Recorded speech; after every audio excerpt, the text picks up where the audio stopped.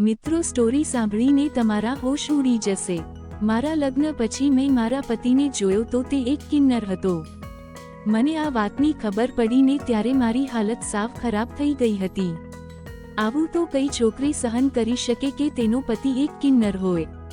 પણ મેં મારા પતિને અપનાવી લીધો કારણ કે તેનો સ્વભાવ બહુ સારો હતો। એક દિવસ મને ચક્કર આવવા લાગ્યા। જ્યારે મેં મારું ચેકઅપ કરાવ્યું તો ખબર પડી કે હું ગર્ભવતી છું। આ જોઈને મારા પગ નીચેથી જમીન સરકી ગઈ। મારું નામ નેહલ છે। મારી ઉંમર 22 વર્ષની છે। મારા મા બાપે મારી નાની ઉંમરમાં જ મારા લગ્ન કરી નાખ્યા હતા। અમે વધારે અમીર ના હતા। મારા પાપા નાની એવી નોકરીને કરીને અમારું ગુજરાન ચલાવતા હતા। અમારા ગામની એ જ પરંપરા હતી કે પૈસા જોઈને લગ્ન કરી નાખવાના, અને હું આવી જ પરંપરાનો શિકાર બની ગઈ હતી। હું 3 ભાઈની નાની બહેન હતી। જ્યારે હું 16 વર્ષની થઈ ત્યારથી મારા ઘરનાએ મારા માટે છોકરો જોવાનું ચાલુ કરી દીધું હતું। તો એક છોકરો મારા માટે શોધ્યો હતો। તેની પાસે મિલકતની કાંઈ કમી ન હતી, પણ તે મારાથી વધારે ઉંમરનો હતો। અમારા ગામની બધી છોકરી સાથે આવું જ થતું હતું, પણ મારા નસીબે મારો સાથ આપ્યો। મારી સગાઈ થતાં પહેલાં જ તૂટી ગઈ હતી, કારણ કે તેને અમારી પાસે બહુ દહેજ માંગ્યું હતું, અને મારા મા બાપની આટલી બધી ત્રેવડ ન હતી કે તેને આટલું મોટું દહેજ આપી શકે। પણ આ જોઈને હું ખુશ હતી। સમય જતાં મારા માટે એક બીજું માગું આવ્યું। મારા પપ્પા કહેતા હતા કે છોકરો નેહલની ઉંમરનો જ છે। આ જોઈને મને નવાઈ લાગી હતી, કારણ કે આ ગામમાં કોઈ છોકરીને તેની ઉંમરનો છોકરો મળતો જ ન હતો। આ છોકરો તો એક મોટી કંપનીમાં નોકરી કરતો હતો। તેનું નામ દિનેશ હતું। બધા કહેતા હતા કે દિનેશે દહેજ લેવાની ના પાડી છે। આ જોઈને મને પણ નવાઈ લાગી, કારણ કે આવો પહેલો છોકરો મેં જોયો હતો કે તે દહેજ માટે ના પાડતો હોય। આ જોઈને મને બહુ શાંતિ મળી હતી। મને થયું કે મારો 3 પતિ મારું બહુ ધ્યાન રાખશે। તે આ ગામના જૂના રિવાજોમાં મને બાંધીને નહીં રાખે। હું તો દિનેશની સાથે લગ્ન જીવનના સારા એવા સપના જોવા લાગી। પણ હવે સમય આમ જ વીતતો ગયો, અને મારા લગ્ન દિનેશ સાથે થઈ ગયા, અને હું દિનેશની દુલ્હન બનીને તેના ઘરે જતી રહી। વિદાયના સમયે મને બહુ દુઃખ નહોતું થયું, કારણ કે મેં આ ગામોમાં રહીને બહુ દુઃખ વેઠ્યું હતું। લગ્ન થઈને જ્યારે હું મારા સાસરિયામાં ગઈ ત્યારે મારું ભવ્ય સ્વાગત કર્યું। મારા સાસરિયામાં ખાલી મારી સાસુ સિવાય બીજું કોઈ ન હતું, કારણ કે દિનેશના પિતા તો બાળપણમાં જ ગુજરી ગયા હતા। પણ પછી લગ્નની પહેલી રાતે જ્યારે હું મારા પતિના રૂમમાં તેના બેડ પર બેસીને તેની રાહ જોઈ રહી હતી, થોડી વાર થઈ ત્યાં દિનેશ આવ્યા। પછી મને એક એવી વાત જાણવા મળી કે મારા પગ નીચેથી જમીન સરકી ગઈ। મને ખબર પડી કે મારો પતિ દિનેશ તો એક કિન્નર હતો। મને સમજાતું નહોતું કે મારી સાથે આ બધું શું થઈ ગયું હતું। મારી આંખમાંથી આંસુ પડવા લાગ્યા હતા। મારા બધા સપના સાવ તૂટી ગયા હતા। દિનેશ એક કિન્નર હતો તો તેણે મારી સાથે લગ્ન શા માટે કર્યા? પણ હવે મને મારા ભૂતકાળની વાત યાદ આવતી હતી કે તેને અમને દહેજ લેવા માટે ના કેમ પાડી હતી। તેની આ હકીકત માટે જ તે વળી આટલા બધા સારા બન્યા હશે। પણ હવે શું બધી પથારી ફરી ગઈ હતી। મારું મૂડ સાવ ખરાબ થઈ ગયું હતું। મને મારી સાસુ ઉપર પણ બહુ ગુસ્સો આવતો હતો। તે પોતે જ એક સ્ત્રી હતી। તેને પણ જાણી જોઈને એક સ્ત્રીની જિંદગી બરબાદ તો શા માટે કરી? તેને તો બધી ખબર હતી, છતાં આવું કેમ કર્યું? હવે હું આ મારા કિન્નર પતિ સાથે કેવી રીતે જિંદગી વિતાવી શકું? હું તરત મારો સામાન પેક કરવા લાગી। ત્યાં મારી નજર મારા પતિ દિનેશ ઉપર પડી। તે સોફા ઉપર મોઢું ચડાવીને બેઠો હતો। તેને મને કીધું કે નેહલ, આમાં મારો કાંઈ વાંક નથી। તું આમ ઘર છોડીને ના જા। તેની વાત મારા ગળે નહોતી ઉતરતી, એટલે હું રૂમમાંથી બહાર આવતી રહી। હું મારા નસીબ ઉપર રડી રહી હતી। મને સમજાતું નહોતું કે મેં આવું તો શું કર્યું હશે કે મને આવી સજા મળી। લગ્નની રાતે હું મારા રૂમની બહાર જ હતી। સવારે જ્યારે હું મારા રૂમમાં આવી તો મારો પતિ પણ એમ જ મોઢું ચડાવીને બેઠો હતો। મારાથી હવે આ બધું સહન નહોતું થતું। મેં એકવાર દિનેશની જગ્યાએ આવીને જોયું તો મને સમજાયું કે આમાં દિનેશનો કંઈ વાંક જ નથી। પછી મેં દિનેશનો હાથ પકડીને તેને ગળે લગાવી લીધો। તે મારું આવું વર્તન જોઈને બહુ ખુશ થઈ ગયો હતો। પછી મેં દિનેશને આવી હાલતમાં સ્વીકારીને મારા જીવનની નવી શરૂઆત કરી। મેં બધી રસમ પૂરી કરીને એક ઘરની વહુની જેમ હું રહેવા લાગી. જ્યારે સાસુને એમ થતું હતું કે મારી વહુને દિનેશની બધી હકીકત ખબર હોવા છતાં તે કેમ આ ઘરમાં રહેતી હતી, પણ મેં તેની સામે કાંઈ ના બોલી. પછી હું વહુની જેમ તે ઘરમાં રહેવા લાગી. દિનેશ મારું બહુ ધ્યાન રાખતા હતા. મને થોડો શક થતો હતો, પણ મેં આવું ચાલવા દીધું હતું. તે મને રાતે બહાર ડિનર કરવા લઈ જતા અને મારી બધી ઈચ્છાઓ પૂરી કરવા લાગ્યા હતા. પણ મને લગ્નની પહેલી રાત યાદ આવતી હતી. મને દુઃખ થતું હતું કે મેં મારા પતિ સાથે આવું કેમ કર્યું. તે બહુ સારા હતા. તેને મને ક્યારે એવું લાગવા નહોતું દીધું કે હું મારા સાસરિયામાં આવી છું. મારી સાસુ પણ મારું બહુ ધ્યાન રાખવા લાગ્યા હતા. મારા અહીંયા આવ્યા પછી દિનેશે મને બહુ બધી શોપિંગ કરાવી હતી. એટલે મેં તેની બધી ભૂલ માફ કરી દીધી હતી. હવે મારા સાસરે આવીને મને થોડું સારું લાગ્યું હતું. પછી મેં અને દિનેશે અમારી નવી જિંદગીની એક શરૂઆત કરવાનું વિચાર્યું હતું. એ નવી શરૂઆત એ હતી કે અનાથ આશ્રમમાંથી એક બાળકને ગોદ લઈને પોતાનું નામ આપીને તેની સારી રીતે પરવરિશ કરીએ. આ જોઈને દિનેશ બહુ ખુશ હતા. તે મારી સાથે પોતાની જિંદગી જીવવા લાગ્યા હતા. હવે અમે બંને એક સાચા પતિ પત્ની બની ગયા હતા. તે મારું બધી રીતે ધ્યાન રાખતા હતા. હું તેની આદત બની ગઈ હતી. તે મને તેની બધી વાત કહેતા હતા. પછી મેં પણ તેને મારી બધી વાત કહેવાનું ચાલુ કરી દીધું હતું.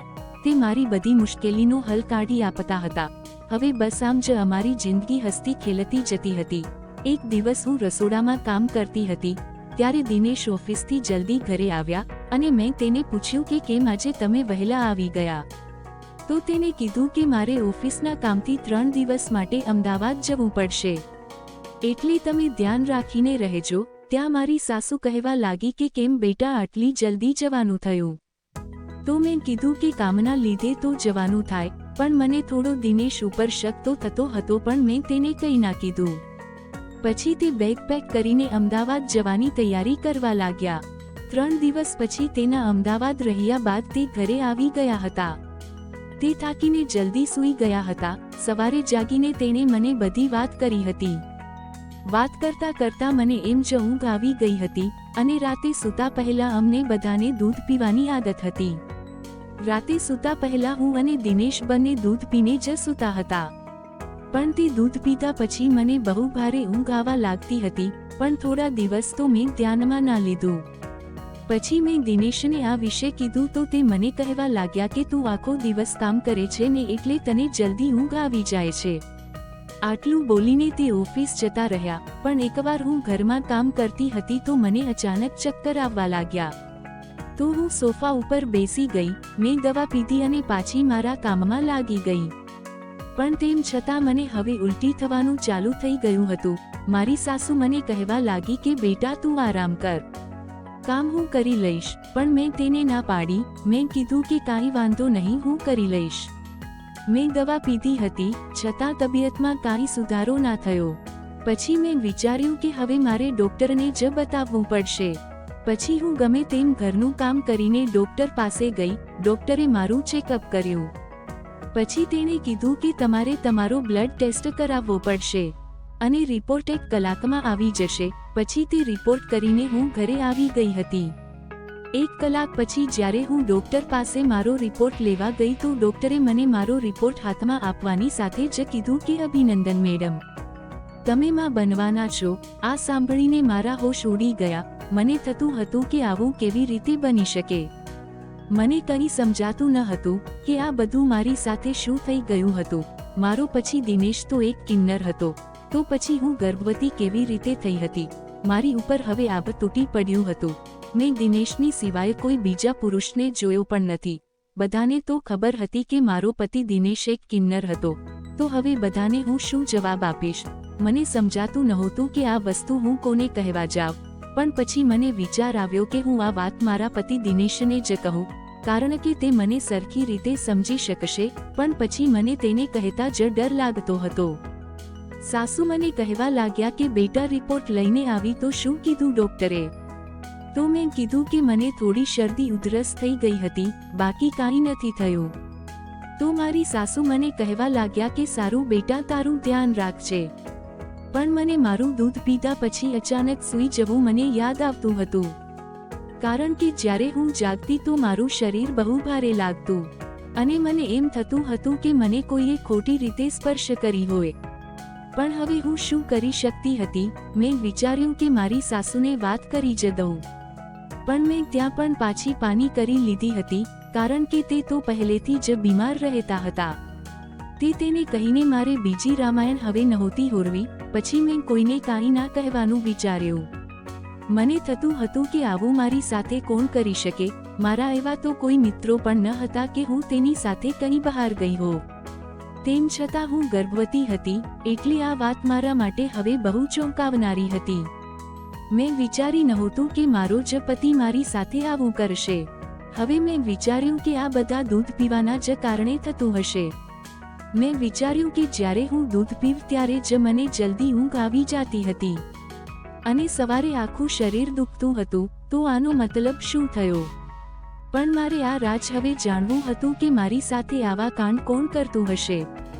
પછી મેં વિચાર્યું કે આજે હું દૂધ પીધા વગર જ સૂઈ જઈશ, એટલે મને ખબર પડે કે રાતે મારી સાથે અહીંયા શું થાય છે. પછી રાતે જમીને પછી મેં મારી સાસુને દૂધ આપ્યું અને મારું અને દિનેશનું દૂધ લઈને મારા રૂમમાં આવી ગઈ. પછી મેં અચાનક તબિયત બહુ ખરાબ હોવાનું નાટક કર્યું. મેં દિનેશને કીધું કે મારી તબિયત બહુ ખરાબ છે, એટલે તમે રસોડામાંથી મને મારી દવા લઈને આપી દો. તો તે જેવા રસોડામાં દવા લેવા ગયા તો મેં દૂધનો ગ્લાસ બાથરૂમમાં જઈને ઢોળી નાખ્યો. તેને આવીને પૂછ્યું તો મેં કીધું કે મેં દૂધ પી લીધું છે, હવે મને દવા મેં આપો એટલે હું પીને સૂઈ જાઉં. એટલે મેં દવા પીને સૂવાનું નાટક કર્યું. દિનેશ મારો હાથ પકડીને જોયું તો તેને એમ હતું કે હું તો સૂઈ ગઈ છું. પછી મને ઊંઘમાં અચાનક દરવાજો ખુલવાનો અવાજ આવ્યો અને કોઈ 2-3 આદમીનો અવાજ મને સંભળાયો. એમાં મારા પતિ દિનેશ પણ કંઈક બોલી રહ્યા હતા, પણ મને સરખું સમજાતું ન હતું. ત્યાં થોડીવાર થઈ તો એક આદમીએ મારી પાસે આવીને મારા કપડાં ખેંચવાની કોશિશ કરી અને તે મારાથી સહન ના થયું. તો મેં તરત મારી આંખ ખોલી નાખી. મને અચાનક જાગતી જોઈને તે દિનેશ અને તે બધાના છક્કા છૂટી ગયા. તે લોકો તો સીધા ભાગી ગયા. પણ દિનેશ મને કહેવા લાગ્યા કે નેહલ તું તો ઊંઘમાં હતી ને. પણ મને ગુસ્સો આવ્યો તો મેં તેનો કાખલો પકડીને તેને એક લાફો મારી દીધો અને કીધું કે આ બધા તમે શું નાટક આદર્યા છે. મારો અવાજ સાંભળીને મારી સાસુ પણ રૂમમાં આવી ગઈ હતી. તે પણ અચંબામાં પડી ગઈ હતી. તે કહેવા લાગી કે બેટા શું થયું છે? તમે લોકો બંને આટલા બધા ગુસ્સામાં કેમ લાગો છો? તો મેં મારી સાસુને કીધું કે એ હવે તમે તમારા કુંવર દિનેશને જ પૂછો કે તે મારી પીઠ પાછળ શું કાંડ કર્યા છે. મેં મારી સાસુને બધી હકીકત કહી દીધી હતી. તો મારી સાસુ તેને કહેવા લાગી કે આ બધું શું થયું છે. ત્યાં અચાનક દિનેશની આંખોમાંથી આંસુ આવવા લાગ્યા અને તે મારા પગમાં પડીને મારી માફી માંગવા લાગ્યો. તેને કીધું કે નેહલ મને માફ કરી દેજે, મેં બહુ મોટી ભૂલ કરી નાખી છે. થોડા દિવસ પહેલા હું જ્યારે અમદાવાદ ગયો હતો ત્યારે મારા મિત્રોએ મને કીધું કે તું એક કિન્નર છે, તો તારી પત્ની તને સુખ નહીં આપી શકે અને તું તો સુખ દેવાને લાયક જ નથી, એટલે તું એનો ધંધો ચાલુ કરી દે. આમાં તને પણ પૈસા મળશે અને અમારું પણ કામ ચાલુ રહેશે. મારા મનમાં એ લોકોએ પૈસાની લાલચ ભરી દીધી હતી, એટલે હું સાવ તેની વાતોમાં આવી ગયો હતો. એટલે મેં અહીંયા આવીને પ્લાન બનાવ્યો કે રોજ તને દૂધ પાઈને તારી સાથે આવું કરીશ. તો મેં મારી સાસુને કીધું કે તે દિવસે રિપોર્ટમાં આ બધું જ આવ્યું હતું. ડોક્ટરે કીધું હતું કે હું ગર્ભવતી છું. ત્યારે જ મને શક થતો હતો કે મારી સાથે કંઈક ખોટું થયું છે. બાકી મારો પતિ દિનેશ તો કિન્નર હતો અને તેની સિવાય કોઈ મને સ્પર્શ પણ નહોતી કરી.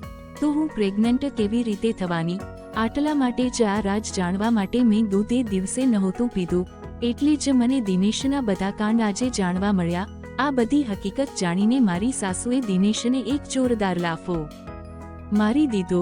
મારી સાસુ મને કહેવા લાગી કે બેટા મારા દીકરાને એક મોકો આપ. પણ હવે તે મોકો દેવાને લાયક જ ન હતો.